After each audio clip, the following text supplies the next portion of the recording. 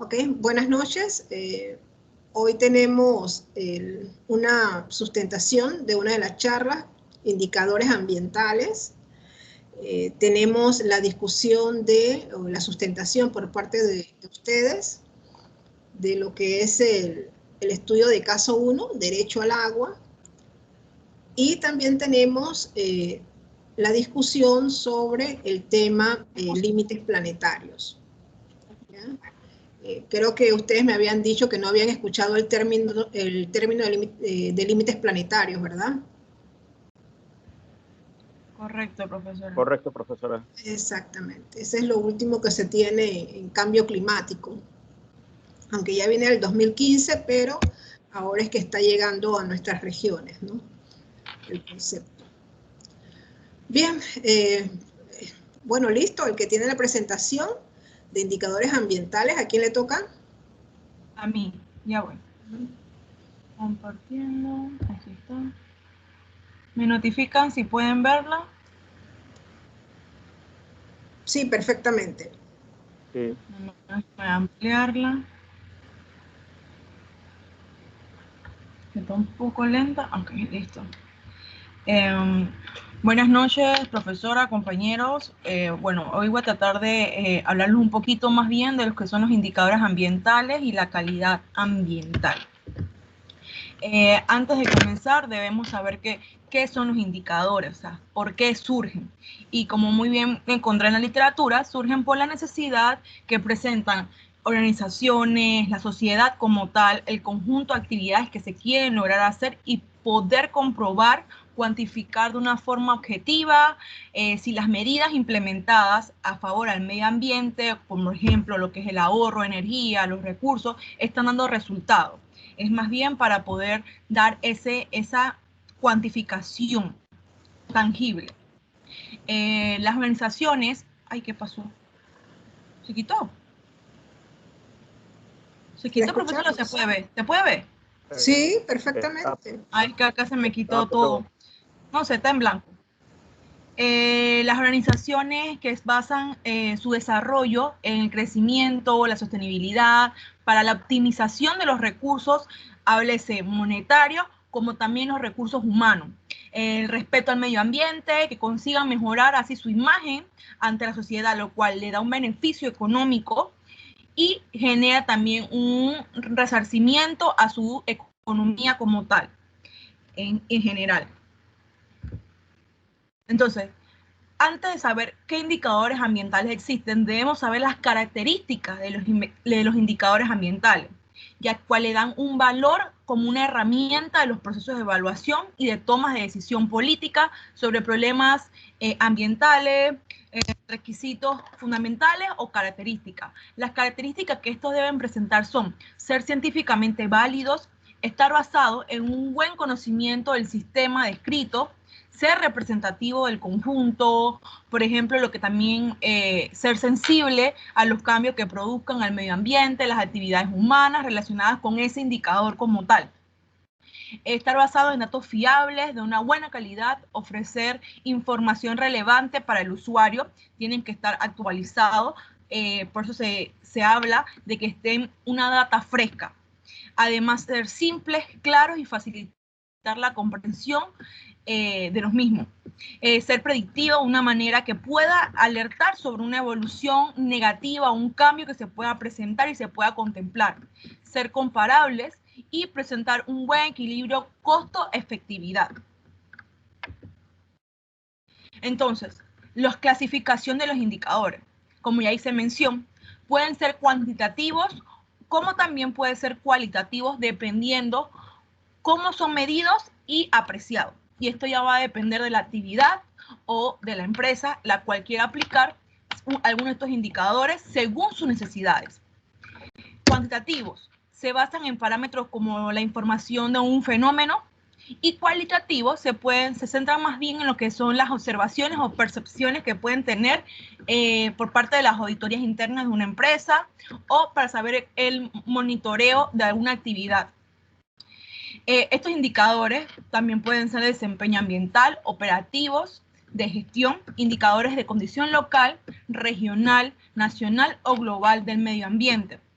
El sector cuenta con indicadores ambientales, es cierto, principalmente para los temas como el suelo, el agua, el aire y la gestión ambiental como tal.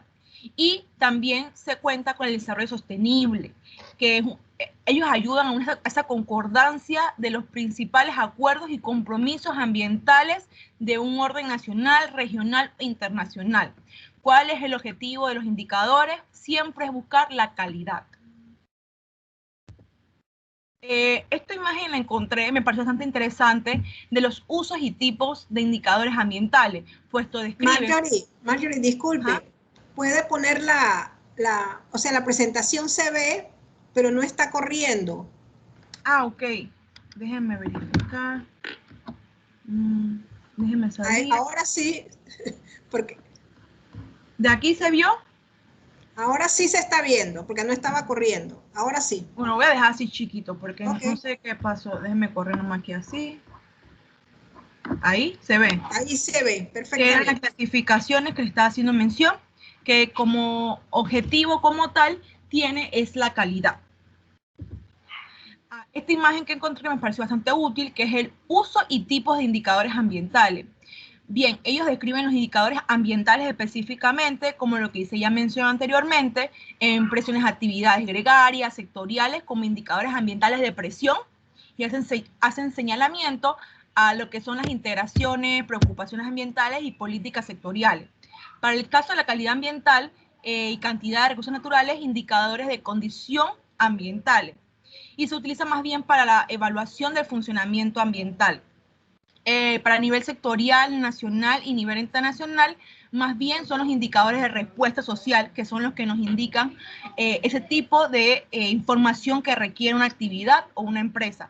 Y se dan a través de los reportes sobre los estados del ambiente o la integración de los intereses ambientales o más bien políticas ambientales.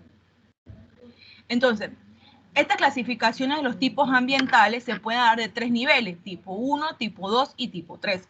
La tipo 1, los indicadores datan siempre lo disponible, ya que son obtenidos gracias a un monitoreo permanente, son siempre constantes la recolección de esta data. Por eso se mencionan como data fresca. Los tipo 2 se basan en cálculos, datos que provienen de un monitoreo permanente, pero necesitan adicionalmente a esto datos que puedan dar como un total parcialmente o lo que esté disponible. Y el tipo 3, que no tiene ninguna base matemática ni están basados en datos que estén disponibles. Son indicadores conceptuales. Estos se pueden considerar más bien de tipo cualitativo. Entonces, algunos de los indicadores ambientales, los cuales solo mencionaré algunos, de los más importantes, por ejemplo, el índice de bienestar, que es el IBES, el índice de bienestar económico sostenible, el IBES, que fue diseñado por Daly y Johnson, y se le añade a las variables de consumo ajustado, variables de medida de desigualdad socioeconómica a través del famoso coeficiente de Gini. También tenemos lo que es el índice de desarrollo humano, el IDH, el cual analiza lo que es más bien los seres humanos en cuanto a su salud, educación, riqueza económica. Están también los índices de sostenibilidad, que cuentan con 67 variables y se encuentran 5 componentes. Tiene 22 factores ambientales. Por ejemplo, lo que hablábamos anteriormente en las clases, que eran como las emisiones y concentraciones de agentes contaminantes, el uso de agroquímicos en la parte agropecuaria, la calidad y el volumen de las aguas, el crecimiento de la población, el consumo de eficiencia energética, el consumo hídrico, también se puede contemplar en este punto. Para el índice de desempeño o el EPI, más bien es uno cuantificable y que tiene diversas políticas a implementar, dependiendo de la zona y de las políticas que rijan dicha zona. De los más tocados en los últimos años ha sido el de la huella ecológica, el cual genera uno de los grandes impactos que se está viviendo actualmente con el cambio climático. Espera un momentito.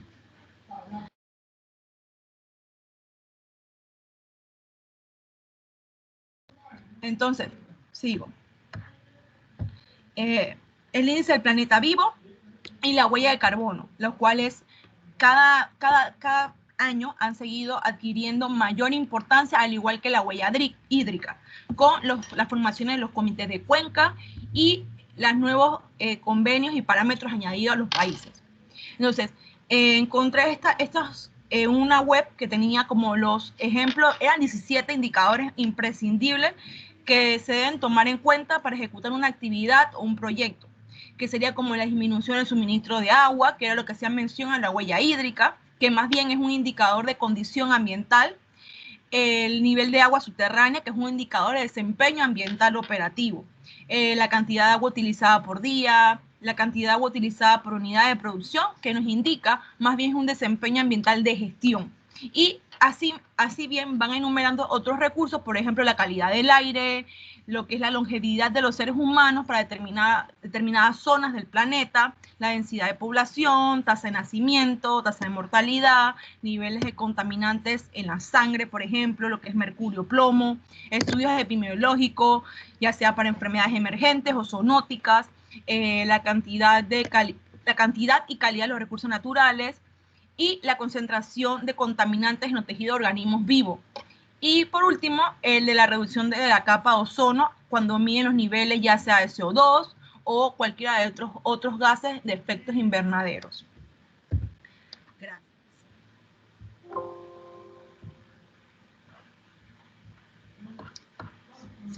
¿Se dejó de ver? No, sí se ve. Ah, listo. Ya, terminé. Gracias. Ok. Bien, gracias Marjorie. Vamos entonces con el espacio de observaciones, preguntas.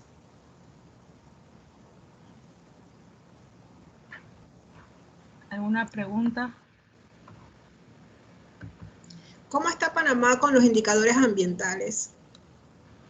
Bueno, profesora, lo que estaba investigando, más bien en Panamá como tal, se implementan ciertos indicadores, no se implementan por política todos, puesto hay deficiencia en nuestras políticas y legislaciones a la hora de aplicamiento de estos tipos de parámetros. Por lo general siempre nos regimos con ciertas normas, pero como tal que Panamá estipule que se tengan que implementar, por ejemplo, tal indicador en una forma, no, eso ya sería más bien al criterio de los evaluadores o de las personas encargadas de hacer el estudio en dicho momento. Ya la persona, por ejemplo, en caso tal de que se haga una auditoría, ellos implementan los indicadores que ellos consideren propinentes para su recaudación de datos, o por ejemplo el caso de los de él hacía mención de contaminantes en la sangre, por ejemplo, mercurio, plomo, ya sería más por la parte de investigación y ya más bien sería escogido por el investigador que quiere hacer esa investigación.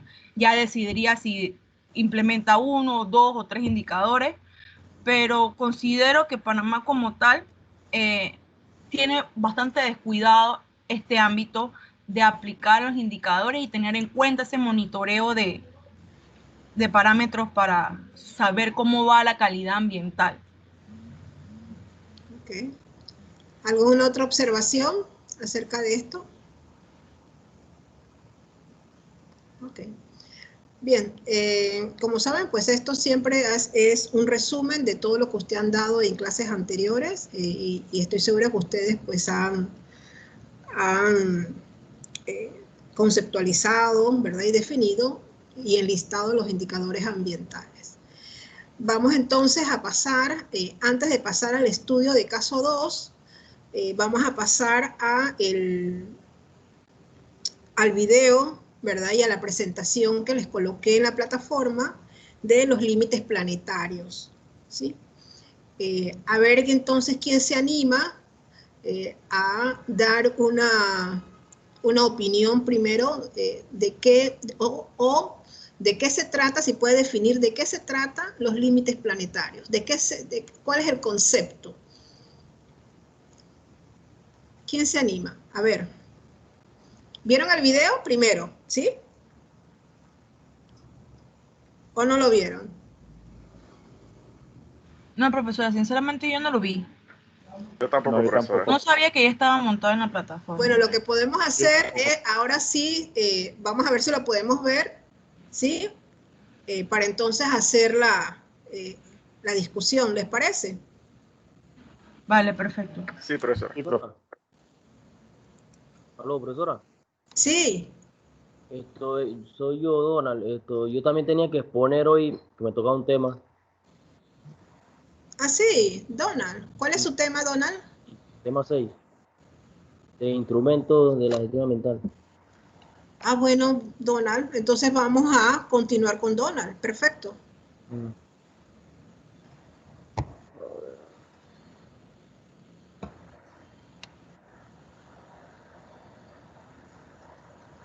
Sí, aquí en donde es que comparto pantalla. Hay una flechita arriba, un cuadrito con una flechita. Ahí toca. ¿Lo vio? Ah, ya, sí.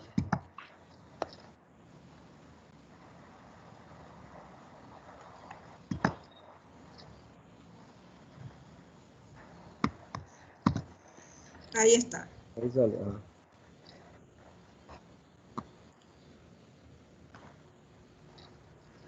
Ajá, bueno. Si puedo ponerlo en presentación, mejor. Si no, lo que pasa es que a veces hay un poco de problema en la presentación. Ahí sale. Ahí sale perfectamente.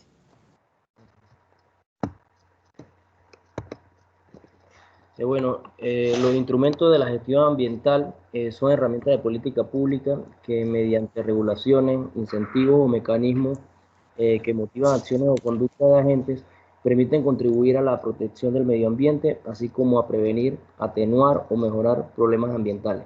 Entre los principales instrumentos de la gestión ambiental que podemos mencionar está la evaluación de impacto ambiental, programas de monitoreo ambiental, análisis de riesgo, programas de recuperación ambiental, programas de medida de emergencia, programas de comunicación, de ordenamiento territorial y la participación pública, que son las audiencias públicas.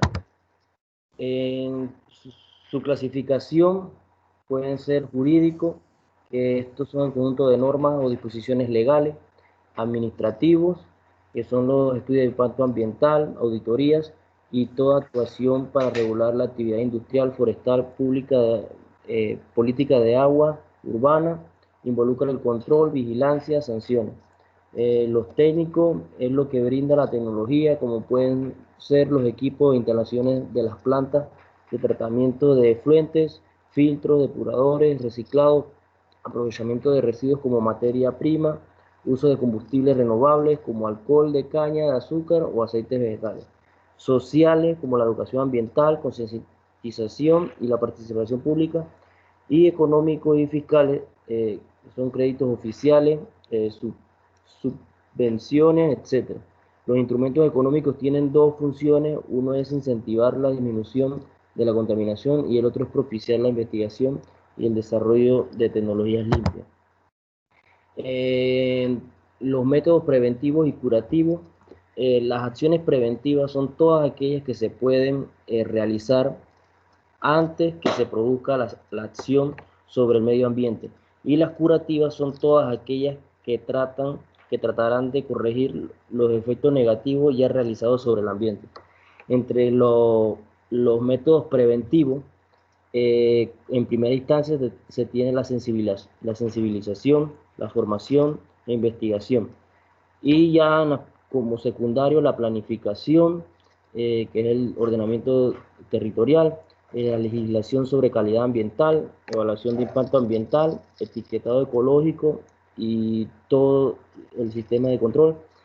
Y en los métodos curativos está la auditoría ambiental y la restauración ambiental, que es la restauración de espacios degradados. Los sistemas de gestión ambiental están relacionados al empleo de normas. Entre ellas está la norma ISO, que es una organización no gubernamental para la estandarización establecida en Ginebra y la certificación del sistema de gestión ambiental. Se realiza con la norma de ISO 14001. La certificación es para cualquier tipo de empresa o institución y debe ser auditada. Los beneficios que tenemos con el sistema de gestión ambiental es el ahorro de recursos como agua, materias primas y por tanto tenemos ahorro de costos. Entre otros beneficios, el ahorro en la gestión de residuos, reputación, que es la mejora de la imagen, cumplimiento normativo y mejor adaptación a nuevos requisitos legales, repercusiones positivas sobre la calidad de los productos y servicios y reduce los impactos ambientales y futuros riesgos ambientales. La gestión ambiental y la producción más limpia. Cuando hablamos de producción más limpia, se busca que el proceso de elaboración sea lo más amigable posible con el medio ambiente. Para esto se cuenta con una serie de objetivos. Entre estos está la minimización de residuos, la minimización de generación de contaminantes y de la toxicidad de los contaminantes en la fuente de origen.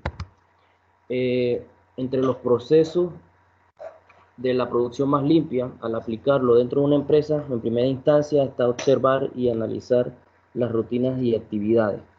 Luego identificamos los puntos críticos de control para luego planificar las mejoras ambientales. Luego, como cuarto punto, poner en práctica lo planificado. 5, se verifica y se mide y se evalúa. Si en esta etapa hay incidentes, insuficiencia o carencia, se toman acciones preventivas y curativas. Y si todo está en orden, se mantiene el sistema y se sigue observando y analizando las rutinas y actividades. Es una cadena. Y bueno, ya, gracias. Gracias, Donald. Vamos entonces con las preguntas, observaciones o comentarios.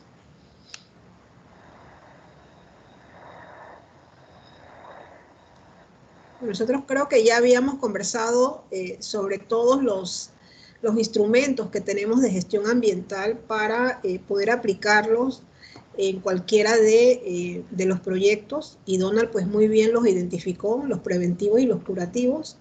Lógicamente, preferiblemente serían los preventivos, ¿no?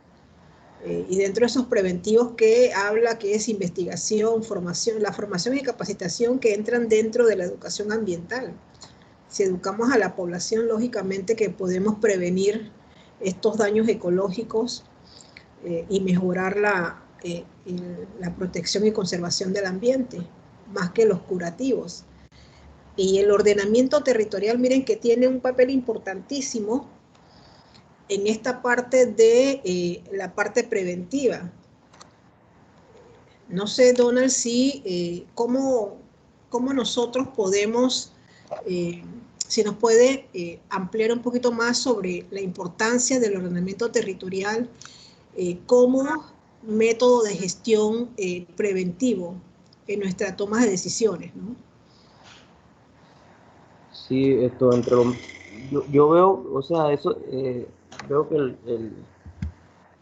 en lo que es el ordenamiento territorial ayuda mucho a la hora de por lo menos estos proyectos de urbanización y eso, si es viable o no, dónde construir o establecer ciertas empresas o de qué tipo.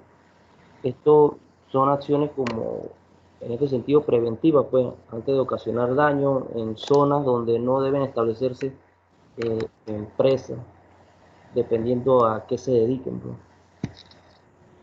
Ok, así es.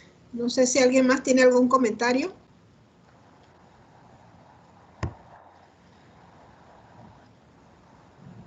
Ok. Bien, gracias, Donald. Vamos entonces a pasar a lo del...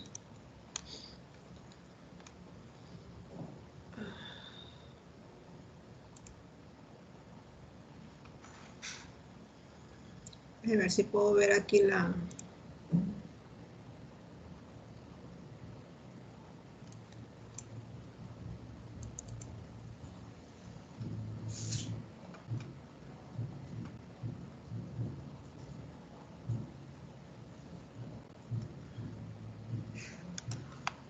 Y a ver si se puede escuchar.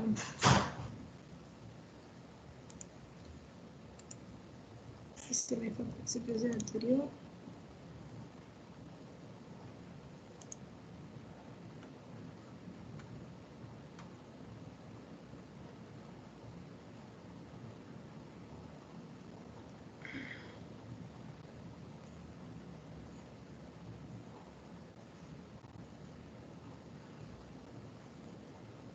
Vamos a esperar a que se carguen.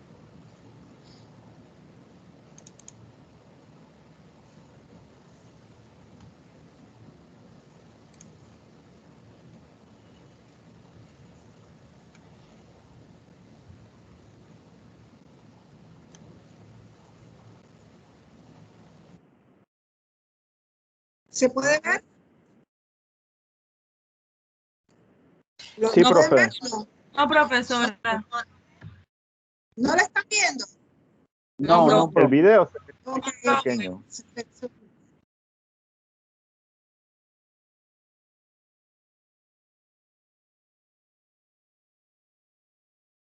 Déjenme ver aquí.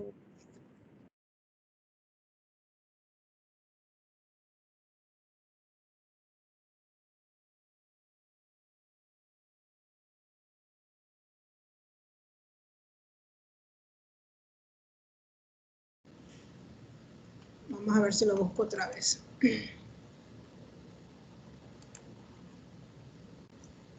¿Cómo es difícil aquí? Aquí está. Creo que esta vez sí lo pueda buscar.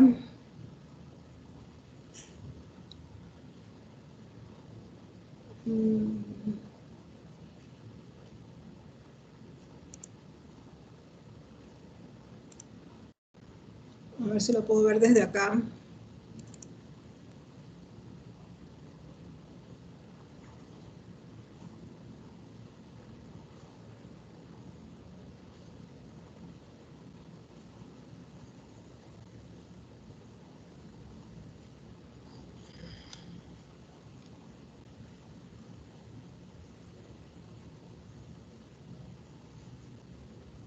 Nuestro planeta está en crisis. ¿Ahora sí lo ven? A nivel político, casi toda la atención se ha centrado en el cambio Sí, climático. profe. Sí, profesora. ¿Y lo escuchan? Uno de los múltiples Y ahora sí. Ok. procesos que regulan y mantienen el estado actual de nuestro planeta y que la humanidad está interfiriendo. Las investigaciones científicas pioneras, encabezadas por el Centro de Resiliencia de la Universidad de Estocolmo, han identificado al menos 9 de estos procesos. Y al igual como en el clima existe un punto límite de 1.5 grados Celsius a partir del cual se generan cambios súbitos e irreversibles, asimismo en cada uno de estos procesos existen límites, es decir, puntos de no retornos, que si sobrepasamos estamos poniendo en riesgo nuestra sobrevivencia. Esto es lo que se conoce como las 9 fronteras planetarias y es lo que vamos a explorar hoy en la guía política.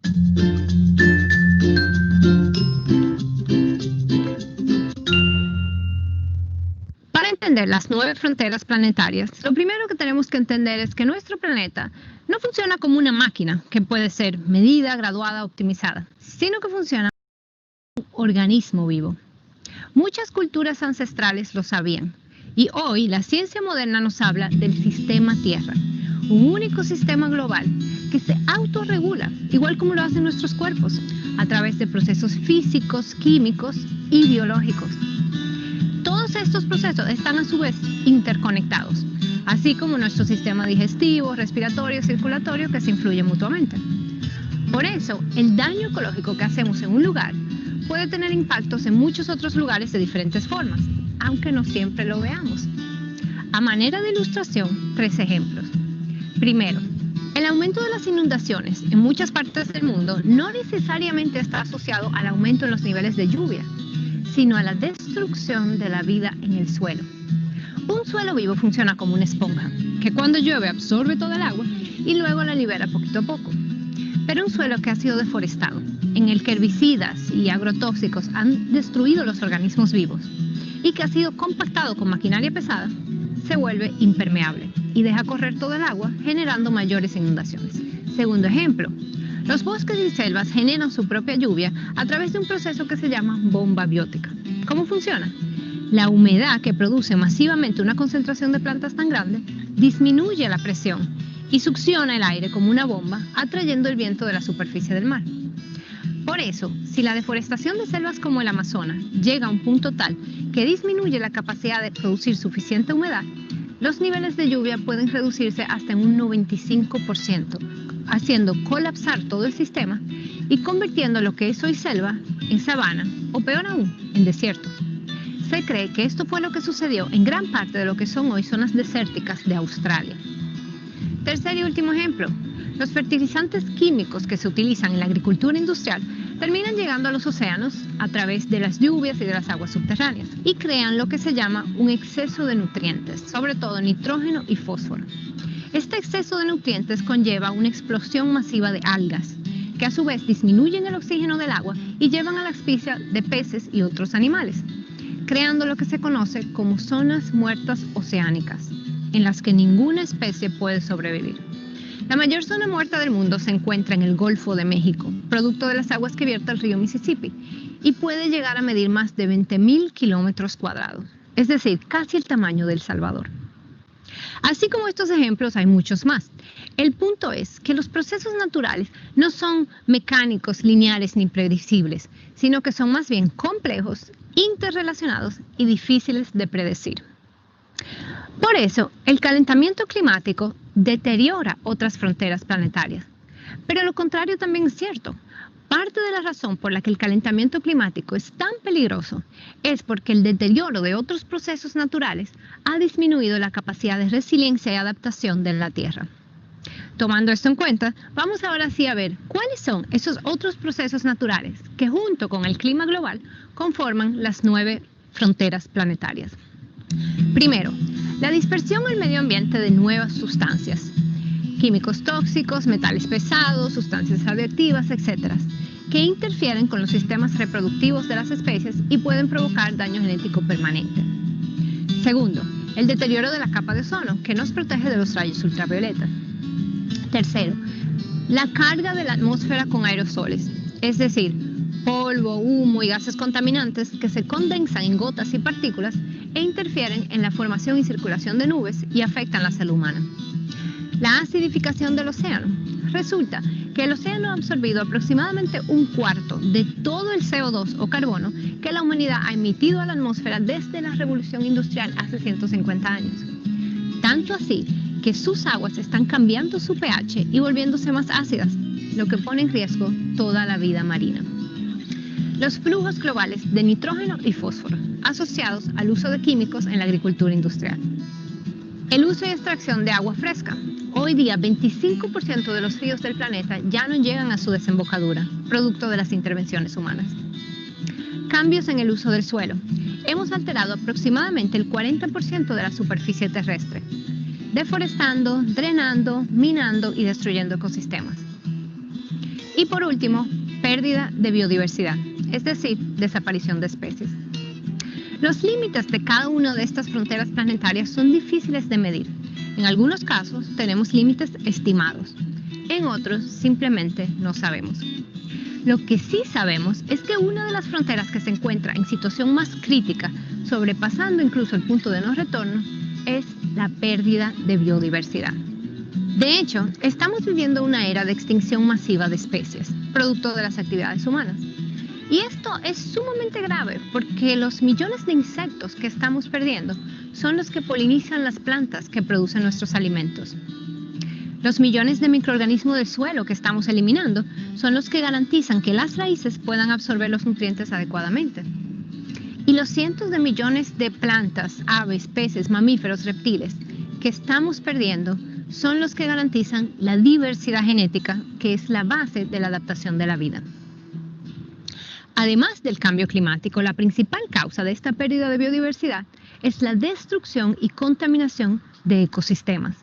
Para que tengas una idea, hemos destruido aproximadamente el 85% de los humedales del mundo y la mitad de la vida en los corales marinos.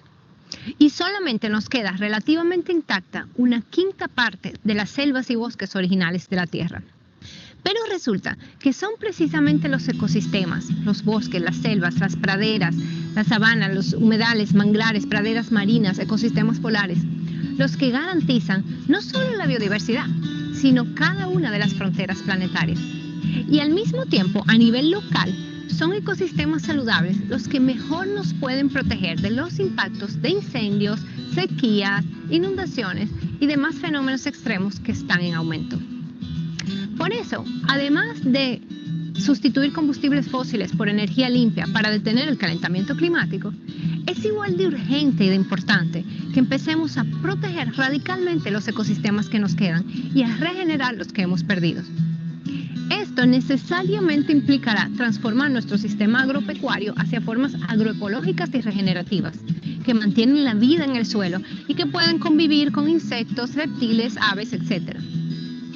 Y finalmente, también implicará transformar nuestro sistema productivo industrial para dejar de generar y de soltar al ambiente sustancias tóxicas de todo tipo, plásticos, metales pesados, químicos, sustancias radiactivas, etc.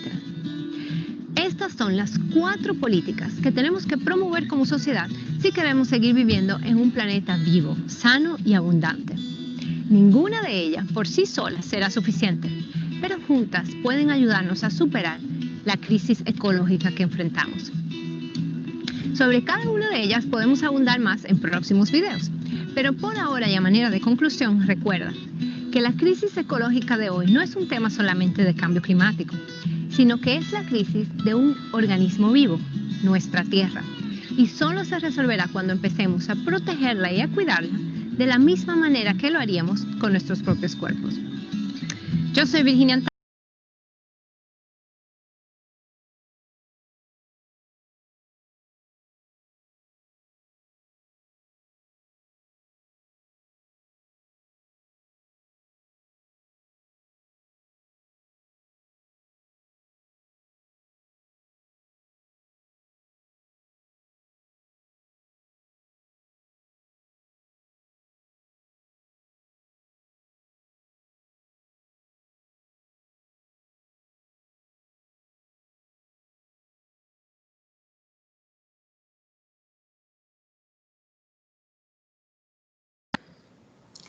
Ok, vamos entonces a abrir el espacio, ¿verdad?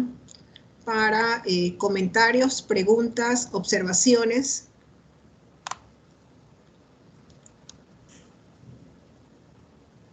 A ver, ¿qué comentario le tienen? ¿Qué observaciones? ¿Cuáles son sus opiniones y análisis sobre este video de los límites, ¿verdad?, planetarios?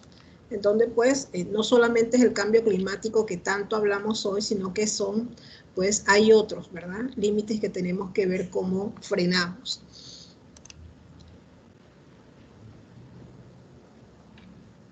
Bueno, profesora, a mí lo que más me quedó como así en la mente, y es cierto lo que ella hacía mención de que muchas veces pensamos que hay inundaciones porque hubo mucha lluvia, y no tenemos en mente que todos estos efectos están ligados unos con otros. Todo este tipo de puntos tienen una sinergia uno con otro, y lo que pasa en el polo norte afecta al polo sur, y así en todos los puntos cardinales habido por haber en la Tierra. Y tenemos que imaginar, estamos en una esfera cerrada, y muchas veces las personas dan poco importa a lo que sucede en China o en África, porque piensan que están en otro continente y eso no le va a resarcir en América, pero no es así. Todo este tipo es como un efecto dominó. Lo que sucede en un lado va a afectar de una u otra manera, nos puede afectar. Entonces ese egoísmo que tiene la humanidad a veces, siento, o sea, poco importa de las cosas, porque no se fijan que estamos en una esfera cerrada y que todo esto va a traer consecuencias. Ok. ¿Quién más tiene otra opinión o análisis?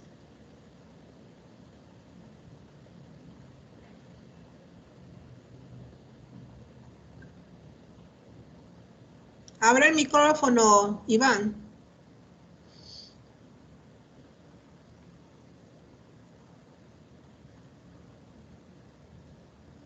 Todavía no se escucha.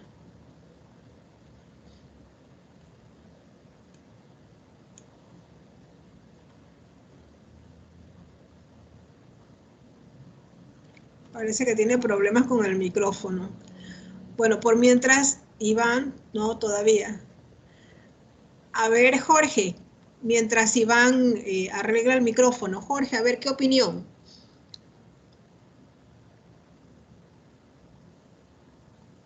Jorge, ¿me escucha? Sí, profe, le escucho.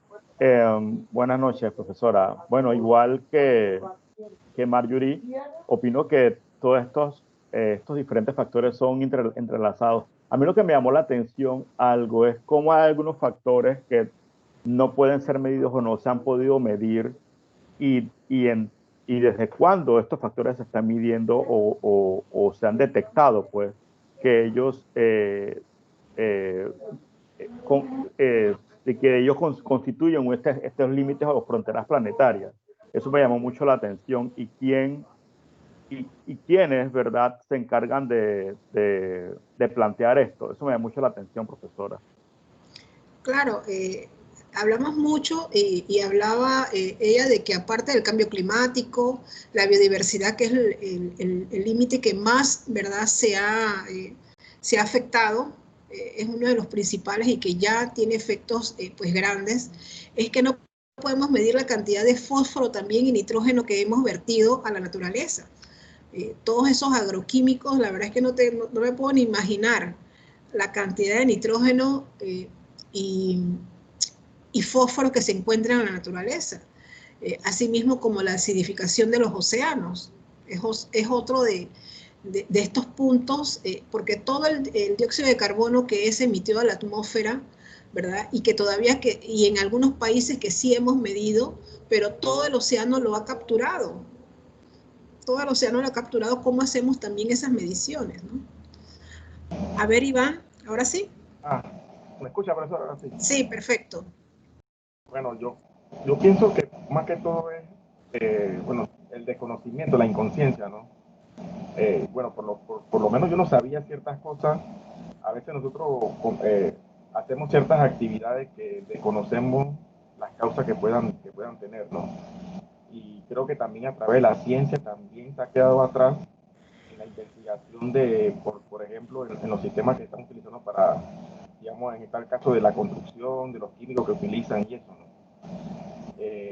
Pienso que debería estar como más ligado la parte de la investigación, o sea, las consecuencias que van teniendo, porque no solamente son los aspectos de la construcción o de la industria, también están los fármacos que uno utiliza también para su propia medicina, creyendo que estamos curando algo, cuando también muchos de estos productos también que se vierten en el agua también contaminan, ¿no?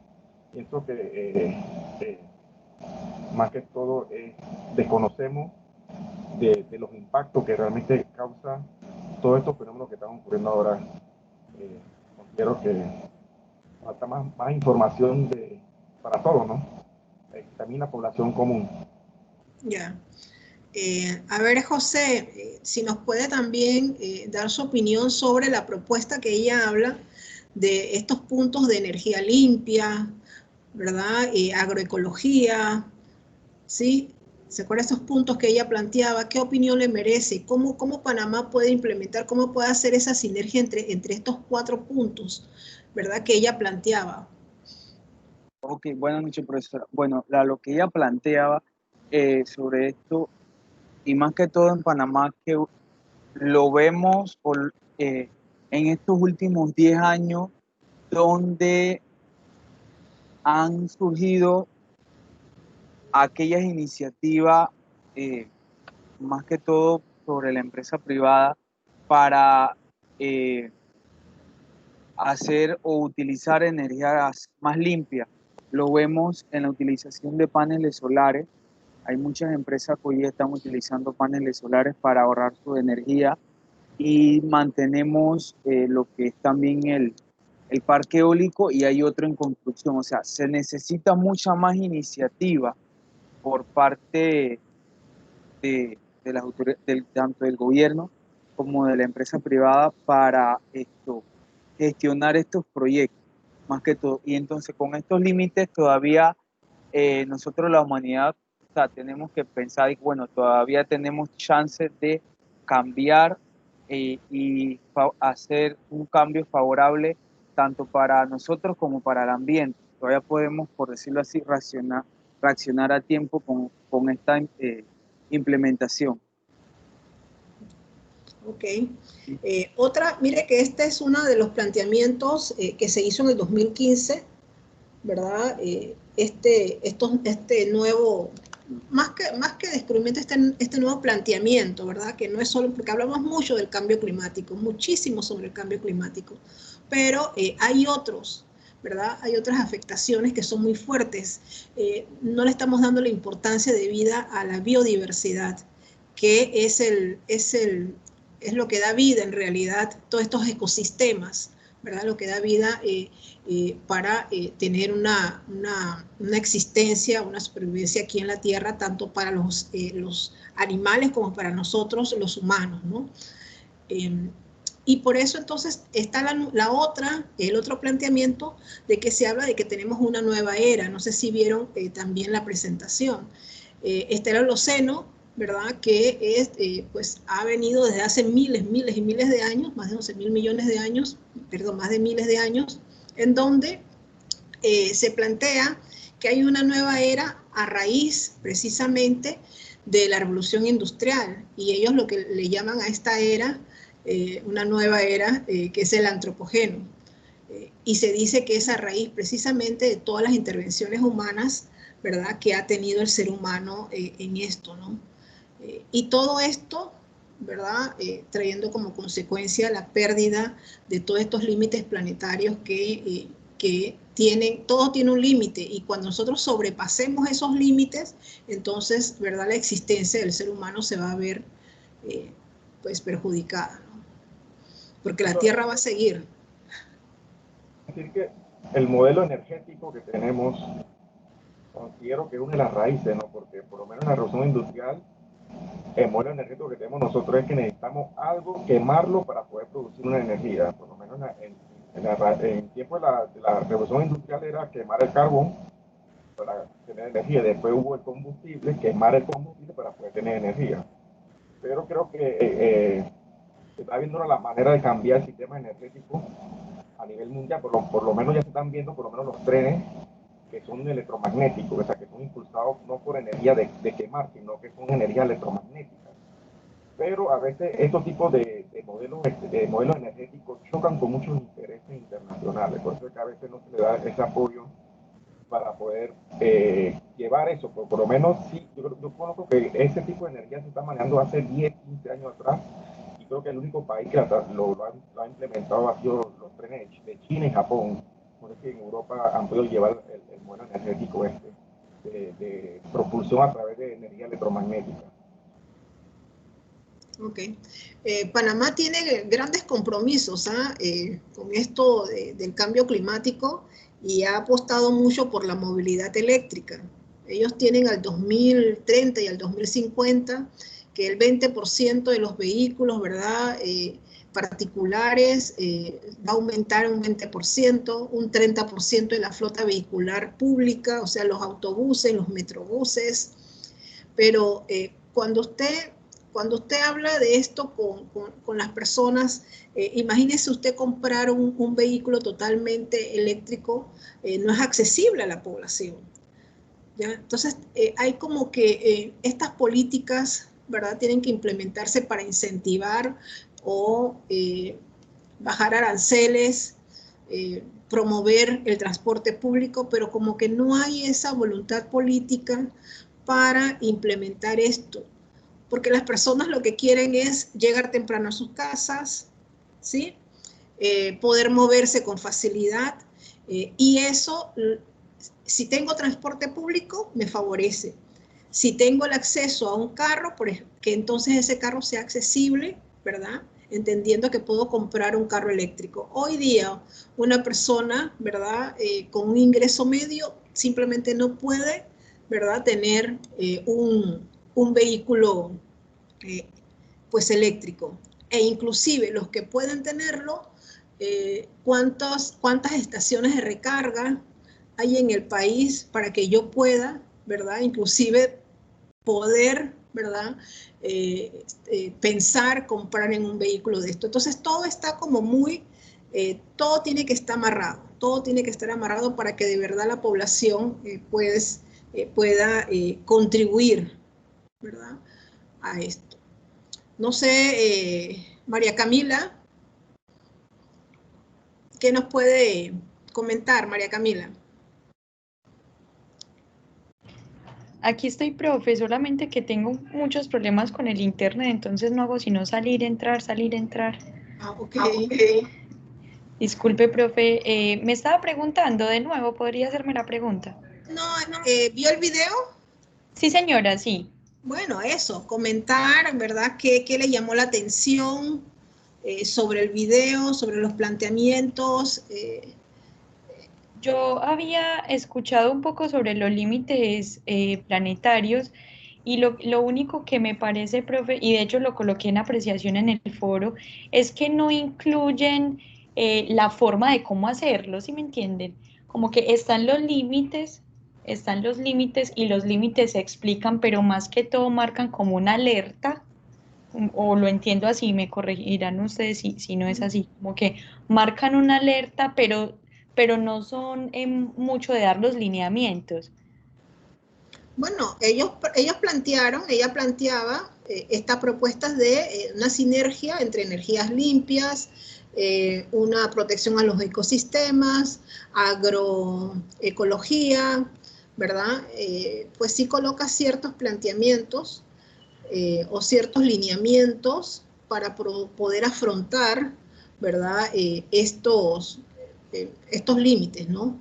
Estos límites planetarios. Pero no varían mucho, profe, a la misma corriente de la sostenibilidad y el desarrollo sostenible, ¿cierto? No, no cambian mucho, no sé si no entendí muy bien esa parte. no cambia mucho. El problema es como dar una alerta. Estos límites planetarios, ¿por qué se presentan?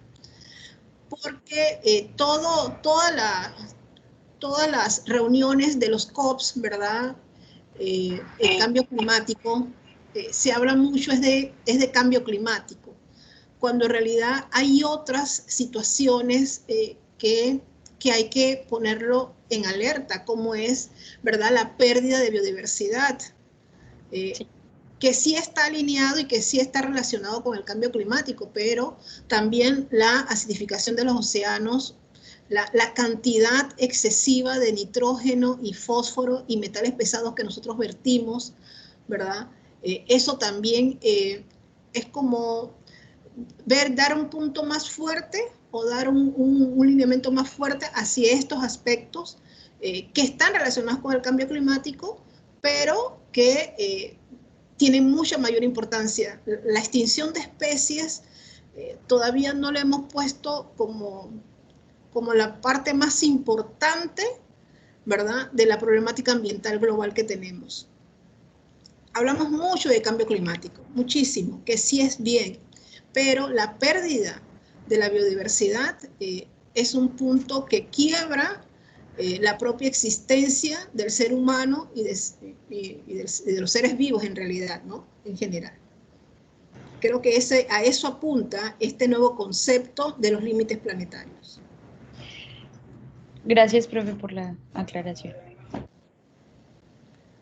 Ok, bien, vamos entonces a pasar al tercer punto, que es el estudio de caso. Derecho al agua, ¿no?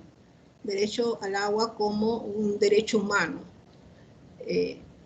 Ustedes tuvieron la tarea, pues, de hacer un análisis de cuáles serían entonces sus planteamientos sobre este concepto.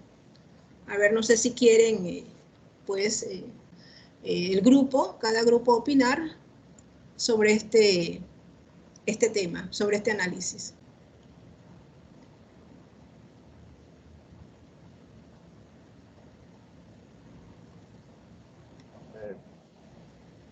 Opinamos nosotros, Marjorie.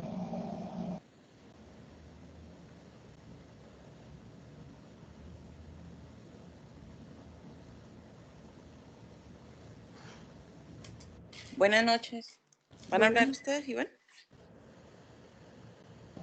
Es que la profesora, cualquier grupo que pueda opinar sobre el tema del agua.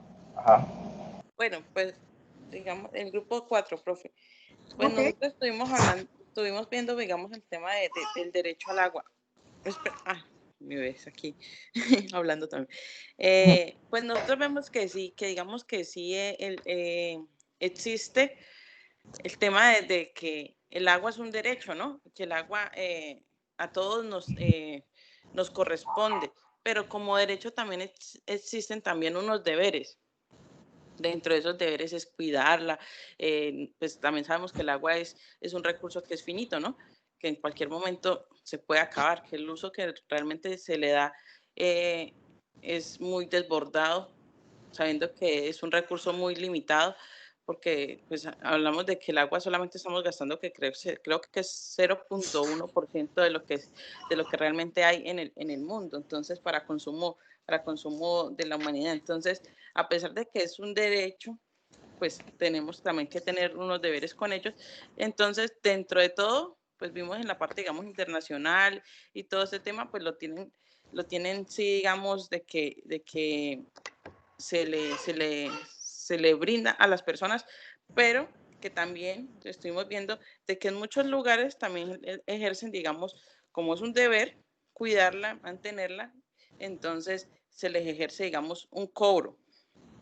Por eso, pues aquí hoy, digamos, a la parte de la propuesta, nosotros, digamos, hablando, vemos que aquí en Panamá, pues el cobro es, digamos, significativo, más no es un cobro que le genere a las personas como digamos, una conciencia, ¿ya? Lo veo, digamos, porque, pues, profe, yo soy colombiana y a nosotros sí nos cobran el agua en todas sus facetas, ¿no? Entonces, pero nosotros lo vemos y el ejemplo lo traigo es porque no se le cobra a las personas, digamos, a todas por igual, sino que este cobro está dividido por sectores por sectores, porque está la parte industrial y la parte de las empresas, digamos que ellos tienen que pagar algo más. ¿Por qué? Porque están consumiendo muchísimo más el agua y aparte de eso están generando también ciertas actividades, están generando una contaminación. Entonces, eso va ligado también a que su cobro sea mayor. Está también el cobro, digamos, residencial, que es la parte, digamos, doméstica, pues es un cobro que es por gasto. Si usted está gastando más de lo que dice, digamos, la ley, que si ustedes son 4 personas en su casa, entonces su consumo tiene que ser tanto, y si gasta más, pues entonces se le va a aumentar su cobro. Y también, digamos, está el cobro que se le hace a la parte rural, que es un cobro más bajo, mucho más bajo. ¿Por qué? Porque ya sabemos que en la parte rural la gente pues tiene sembrado bosques, también, digamos, estas personas cuidan más el recurso porque el sistema, digamos, de alcantarillado, acueducto, todo esto pues no es muy viable porque en muchos lugares no está. Entonces ellos utilizan el agua, también consumen agua de las mismas, digamos, nacimientos y esto, entonces por eso la cuidan más y por eso el cobro es más, digamos, también, digamos, significativo, no es, digamos, algo pues desbordante. Entonces, dentro de todo esto, pues, y también lo estuvimos viendo en la parte internacional, muchísimos países cobran y, digamos, y siendo extremistas, por ejemplo, podemos hablar de que Chile en este momento tiene privatizado el recurso, pues no irse, digamos, tampoco a los extremos, ¿no? Pero sí, a pesar de que es un derecho, así lo pongo como ejemplo y en la mesa, digamos, así como el derecho a la salud. Yo tengo en el mundo tenemos el derecho a la salud, pero tienes que pagar por él. ¿Por qué? Porque es que para tener asequibilidad a la salud, pues tienen que haber, digamos, también locaciones, tienen que haber profesionales, tiene que haber una cantidad, digamos, de personas que se tienen que unir y de trabajos que se tienen que hacer para poder tener un servicio de salud óptimo. Igual con el tema del agua, para tener un agua limpia, para tener, digamos, saber que vamos a tener agua para cierto tiempo. Entonces tenemos que cuidarla, tenemos que limpiarla, tenemos que hacer alcantarillas, tenemos que hacer acueductos, tenemos que hacer plantas de tratamiento, muchísimas cosas. Entonces, por eso, dentro de de todo esto, pues sabemos que es un derecho, pero que también tenemos unos deberes con ello. Entonces, por eso dentro de la propuesta era hacer cobros, digamos, tener, digamos, una política de cobros no altos, pero sí que le generen a las personas una conciencia, una cultura. Eso es, digamos, el aporte de nosotros, profe. Ok. Bien, no quería entrar tanto al tema de los cobros, porque no, o sea, no relacionar el cobro, porque sí hay un cobro, eso no está en discusión. El punto era que las poblaciones y las comunidades tuviesen el acceso a pues agua segura, porque sin agua segura, sin agua, no hay salud, simplemente. Si no hay agua, usted no puede estudiar. Si no hay agua, usted no tiene salud. Y entonces, todo va, ¿verdad? Unido.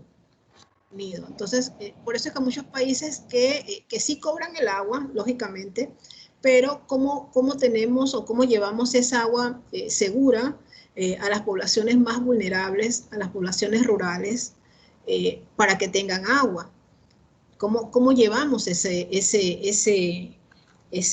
líquido? Es como la educación, sí es cierto, todos tenemos derecho a educación, pero ¿realmente se cumple? La educación, ¿verdad?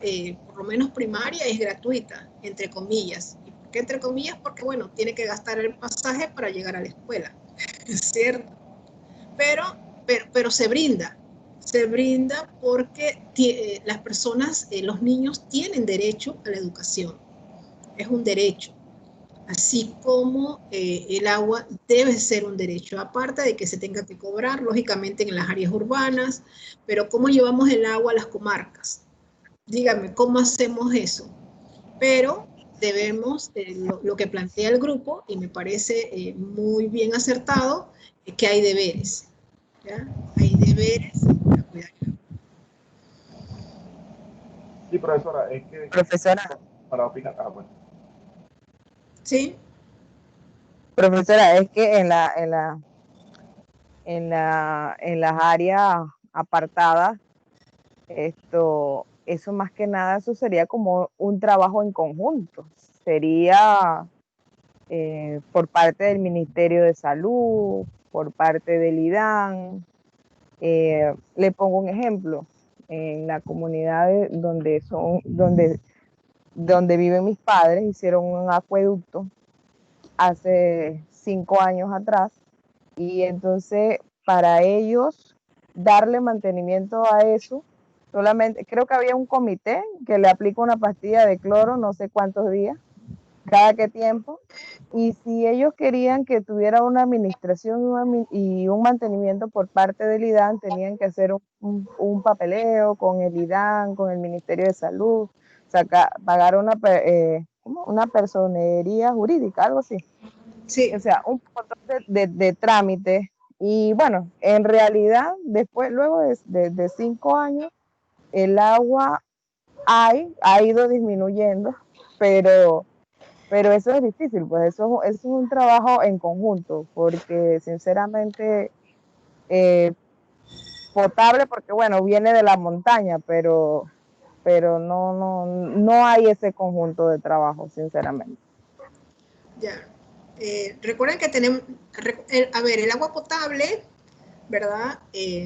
Lo maneja el IDAN, pero el agua segura, que es para comunidades de menos de 1.500 habitantes, bueno, ya ni siquiera de 1.500, hasta 3.000 habitantes, lo lleva el MINSA, en donde precisamente son los acueductos rurales, y ahí ¿qué es lo que se pide? Que la comunidad ponga la mano laboral, o sea, el entierro de la tubería, ¿ya? La mano de obra, y tienen que capacitarse para formar lo que son las juntas administradoras de acueductos rurales, ¿ya? Eso se tiene que hacer. Pero, claro, por eso es que yo les digo, no es que no exista un cobro, porque todo se tiene que mantener, sea acueducto rural o sea acueducto, ¿verdad? De acueductos, pues, y alcantarillados. Todo tiene que mantenerse, y el mantenimiento implica, ¿verdad?, un costo. Pero sí, entonces, que el Estado acompañe a estas poblaciones lejanas sin acceso a que tengan acueductos, pero en una cogestión, ¿verdad? Un comanejo entre Estado y comunidad. A ver, Iván. Profesora, es que hasta que aquí en Panamá, hasta que no haya agua en distintas comunidades que no tengan ese recurso o la accesibilidad al recurso, es un negocio para el gobierno o para empresas privadas, ya sea para las empresas, para esos cisternas. O sea, eso es un negocio. Y siempre que existan comunidades sin el recurso, sin la accesibilidad al recurso del agua, va a permanecer ese negocio. Entonces es algo muy difícil de esa parte también.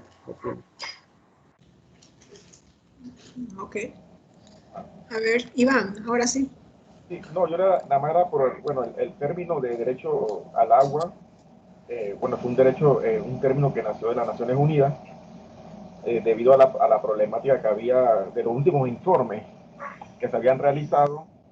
Entonces, creo que fue algo histórico que se pudo, a través de asamblea, hacer unos pactos internacionales sobre, como tratando de vincular ese derecho al agua también a los derechos humanos y a los derechos de la salud que van íntimamente relacionados, ¿no? Y que bueno, dentro de esos pactos estaba lo que es también lo que usted ha mencionado, lo que es la asequibilidad. Creo que habían puesto un 3% dentro de que habían puesto que el agua no debe costar un 3% de la producción, creo que habían dentro de los límites. Y si lo ya lo digamos aquí en Panamá, el problema que tenemos también, bueno, en estos días salió una noticia del director del IDAN del área del oeste, porque el oeste no vamos ni tan lejos, porque el oeste tiene un problema de agua grande. Entonces él advirtió dentro de la noticia que ya no iba a otorgar permiso de construcciones a las constructoras que no le daban soluciones de agua a sus barriadas, porque uno de los grandes problemas que tiene ahora mismo el sector del oeste es que las promotoras están haciendo barriadas y no tiene conexión al agua hasta que no se construya la potabilizadora que tienen planificada en el área del oeste. Otro problema también que me parece a mí también que he visto bastante es el área de Veracruz, estando cerca del área revertida, porque los americanos dejaron las líneas ahí en el Pacífico. Veracruz no tiene agua. O sea, ellos la escasez del agua es bastante más en las poblaciones altas. Entonces, a pesar que ellos tienen la infraestructura, porque el IDAN tiene su infraestructura de sus tanques y sus cuestiones, no están funcionando y tienen años estar ahí esas infraestructuras nuevas de paquete sin funcionar. Y pienso que más que todo es que es como la inversión esa que se tiene que dar fuertemente en la parte del IDAN para atender por lo menos las áreas que son, digamos, más urbanas, por lo menos el área del oeste, que es la más cercana, que debería dar una solución más hacia eso. Ojalá que lo que dio el el director del IDAN se pueda cumplir. O sea, él lo dijo de una manera, no sé si eso es legal, de no dar un permiso de construcción allá en el área del oeste, pero sí ya hizo como un llamado de las propuestas que se está presentando en el área del oeste sobre las barriadas que se están entregando y se están vendiendo y a precios muy altos, ¿no? Arriba de $10,000. Ya. Profesora, mire, bueno, un tema que hay aquí en Panamá y sobre el agua es el tema de la equidad. Y no tenemos equidad tanto con el tema del agua, porque a veces uno piensa que es irónico aquellas comunidades que están cercanas a una potabilizadora y no tienen acceso al agua. Pero sin embargo también otro de las problemáticas que se ha tenido de por qué algunas comunidades no tengan acceso al agua o a un agua segura, tiene que ver mucho también con el ordenamiento territorial. Hemos tenido desórdenes con el ordenamiento territorial donde construimos comunidades en lugares que a veces es muy difícil llevar temas tanto de energía eléctrica como de agua. Y otro tema también es que el IDAN por lo menos, y es lo que se nos ha vendido como panameño, que tenemos una de las aguas más seguras y la de las más saludable del mundo, pero las infraestructuras que tienen, las tuberías que tienen el Irán, en su mayoría son ineficientes, muchas roturas. Entonces también con eso se lleva a un poco de la inseguridad del agua, porque sí, ok, tú me estás brindando un agua segura, pero ¿qué pasa con esa agua cuando se transporta? Por la ineficiencia que tenga alguna tubería, puede que se me contamine. Entonces, algo que yo veo por parte mal del IDAM es que todos somos clientes. Entonces, ellos no nos brindan, por decirlo así, en un recibo de agua, algún parámetro o los resultados que ellos tengan mensuales de la calidad de agua, porque nosotros lo debemos exigir como cliente y no lo exigimos. Solamente en una factura te viene tu consumo, pero no te viene reportado aquellos análisis que se hacen, porque sí puede haber desviaciones, más que ahora cuando es invierno, que se incrementa un poco más por tema de escorrentía, pero eso no lo publican. Ya, por eso les decía que yo el punto del derecho al agua no lo quería vincular a la gestión operativa que tiene el IDAN, ¿ya? O al aumento de las construcciones de barriadas que se encuentran en estas áreas, tanto en Panamá Oeste como en Panamá Norte o Panamá Este, en donde las empresas no brindan, ¿verdad?, soluciones de abastecimiento de agua a estas poblaciones. Más que eso, es qué políticas públicas nosotros tendríamos que implementar para que esas personas que se encuentran alejadas, ¿verdad?, de las áreas tanto periurbanas, urbanas, rurales, tengan acceso a agua potable. Agua segura, porque potable es cuando es el IDAN que la tiene que potabilizar, etcétera, ¿no? A través de acueductos rurales. Ese es el derecho. O sea, ¿cómo le digo yo a una población indígena que no tiene acceso al agua? ¿Cómo hago eso? O sea, ¿cómo viven? ¿Cómo subsisten? Entonces, de ahí vienen estos indicadores, entonces, de cuál es la mortandad infantil, cuántas mujeres embarazadas mueren, por qué no van a las escuelas. Entonces, todo eso está relacionado. Y es a ese punto que quería yo, más que todo, dirigirlos en pensar en ese derecho a agua a la población, ¿verdad?, más vulnerable, porque el que está en la ciudad, sí, y creo que decía, no sé si Lilia o María Fernanda, que sí, que está el juega vivo, que no quieren pagar, ¿verdad?, que hacen uso indebido, y lógicamente tiene que estar la educación ambiental en cuanto a la protección del agua. Sí, todo eso se tiene que hacer, pero ¿cómo hago para bajar los límites o los índices de desnutrición en esas comarcas, ¿verdad? Y ni siquiera en las comarcas, aquí mismo cercano, en las áreas rurales no tan lejanas, también encontramos, ¿verdad?, estas situaciones. Más que, ¿verdad?, es dirigirlos hacia eso. ¿Qué políticas públicas nosotros podemos, ¿verdad?, brindarle a esa población más desfavorecida que necesita el recurso agua para poder subsistir, simplemente? Porque no sabemos cuántos niños o cuántos infantes o cuántas mujeres o cuántos adultos mayores mueren simplemente porque el agua es insegura, mueren de diarrea. Hoy, en pleno siglo XXI, morir de diarrea o morir porque el agua está contaminada. ¿Ya? Agua de los ríos, que toman de los ríos. ¿Sí? A ver, entonces, otro grupo. Gracias, José, Iván. Vamos con otro grupo. Buenas, profesora. Sí. Ponemos o simplemente hablamos de nuestra... Sí, de lo que ustedes plantearon. Ok. A mí lo que me llamó mucho la atención y es lo de la situación del derecho al agua como una interpretación o un reconocimiento. Porque aunque se considera y se tiene como tácito que es un derecho, el acceso al agua se deja como algo muy vago, ¿verdad? No es los tratados y y las resoluciones internacionales que ha emitido la ONU y los tratados que los países están suscritos muchas veces no son vinculantes. Entonces no es una obligatoriedad que los países apliquen estas políticas y del derecho del acceso al agua a todo el mundo, lo que implica que los factores económicos, las grandes corporaciones se inmiscuyan y entren en este juego, ¿verdad? Lo que entonces limite el acceso al agua de muchas personas en el mundo, en especial en los países vulnerables, en las poblaciones rurales, etcétera. Entonces me parece que es importante que, sobre todo en otros países, en los países más vulnerables, que sea algo como que hay una política más fuerte sobre el derecho al agua de todas las personas, ¿verdad?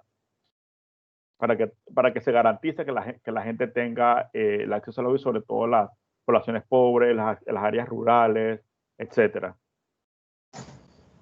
Así es, así es. Miren que usted que trabaja, Jorge, en el Ministerio de Salud, está el departamento de ISAPAS, ¿no? Que es la Dirección del Subsector de Agua Potable. Sí, correcto. En donde ellos tienen que ver precisamente con el acceso de agua segura a estas comunidades.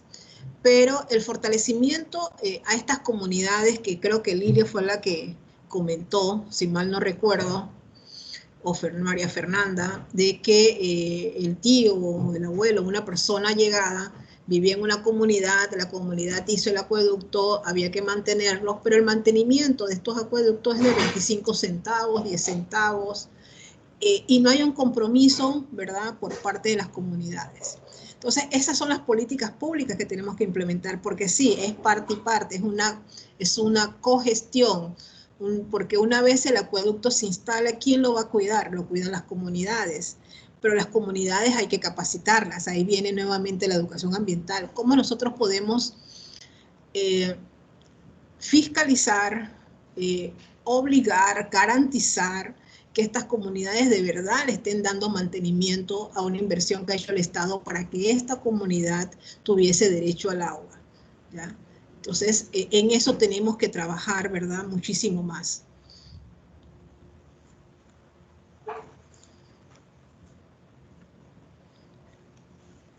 Bien. A ver, Noris y Noelis.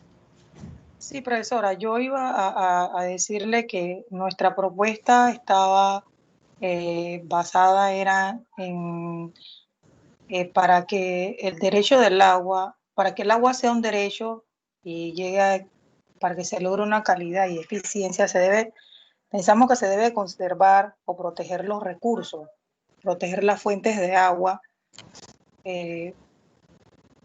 también en base al área, el acercamiento al área rural, que era lo que usted plantea ahorita, debe ir ligada a la continuidad, especialmente en las materias o educación de conservación y saneamiento en algunos puntos, implementando políticas o acciones que lleguen a mejorar o a progresar o a mantener mantener los recursos. Y en cuanto a la oferta hídrica, se requiere o se debe considerar la conservación de los embalses, de las fuentes sobre todo, y también reducir la vulnerabilidad. Bueno, para reducir o minimizar estos impactos en estas áreas, se debe trabajar mucho en la educación, en prevenirle estos riesgos a la población, porque si no se mantienen estas fuentes como tal, se van a contaminar y ahí es donde van a venir los problemas de salud pública, también el problema de la alimentación, porque si no tenemos un agua de calidad, no podemos tener una buena alimentación, una buena condición de vida. Ahí eran donde nos habíamos basado nuestra propuesta. Excelente, la protección de las fuentes. Excelente propuesta, porque si vemos, las comunidades rurales, las comarcas tendrán ríos, ¿verdad?, aledaños. Y eso puede ser una fuente, pero si no protegemos esas fuentes a través de estos ordenamientos territoriales en donde qué se pueden hacer, ¿verdad? Qué construcciones, qué proyectos, entonces estos ríos pues se van a ver afectados o contaminados, ¿no? Entonces la protección de las fuentes también es una interesante propuesta vinculada, ¿verdad? Al derecho al agua. Ok, perfecto. ¿Algún otro grupo que no haya presentado o ya? Profe, yo quiero añadir otro comentario del análisis que usted había propuesto sobre lo que era cuestión de interpretación o de reconocimiento. Profe, yo pienso que es de reconocimiento porque es un recurso que es indispensable para la vida. Entonces, sin este derecho de este recurso, no se puede desarrollar ni otro o el otro derecho no tiene como esta accesibilidad que deben tener, pues, como usted lo mencionó, a la salud, a la mujer embarazada, a los niños, al desarrollo, a la educación. Y también pienso que es cuestión de reconocimiento porque en muchos países existe mucha discriminación, tal vez por su nivel de vida, y no se le da como esa misma igualdad a todos, pues. También le iba a comentar sobre lo vulnerables que son en lugares como África.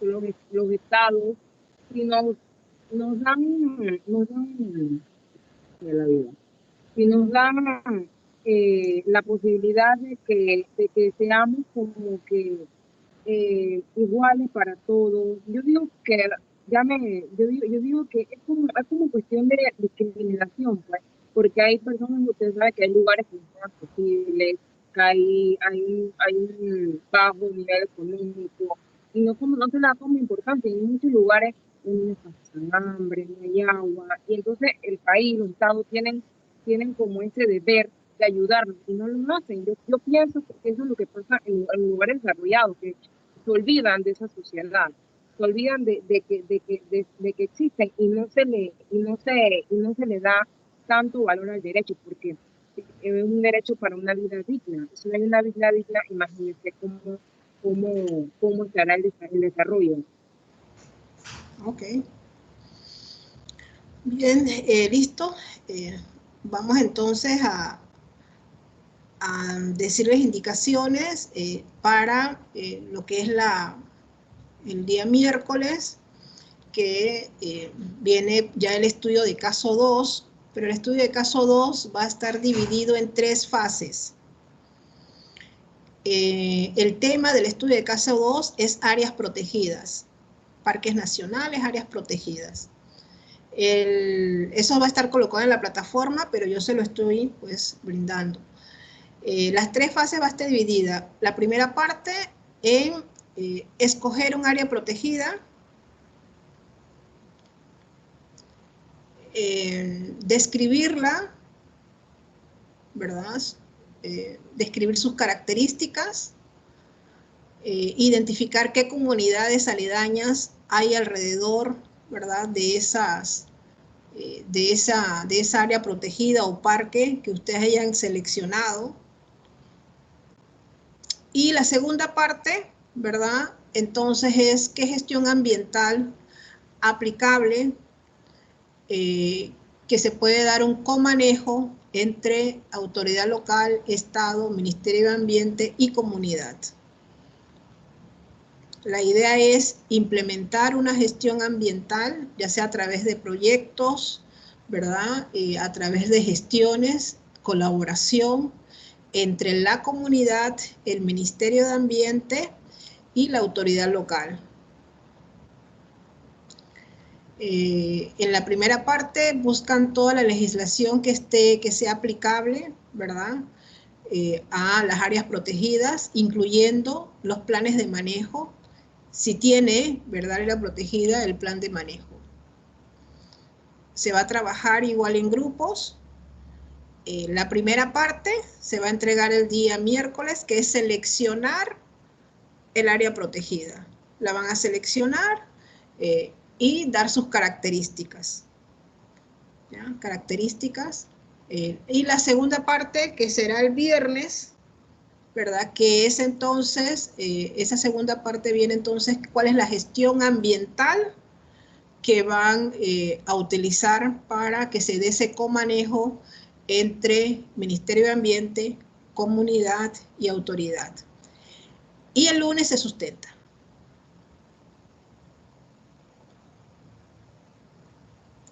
Entonces, el miércoles me presentan solamente cuál es el área protegida y sus características y comunidades, ¿sí?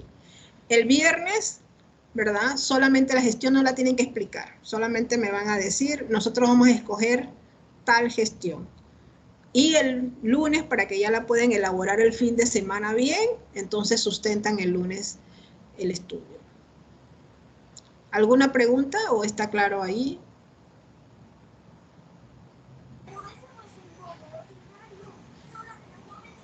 No, profesora, una consulta. Entonces, la presentación del viernes sería solamente como, tenemos que decir cuál es nuestro plan. Sí, pero sin detalles. O sea, Okay. Escogí la gestión ambiental tal. Y el lunes es que se sustenta ya cuáles son las actividades, ¿verdad? Ya, todo completo. Una presentación ya en PowerPoint en donde ya ustedes van a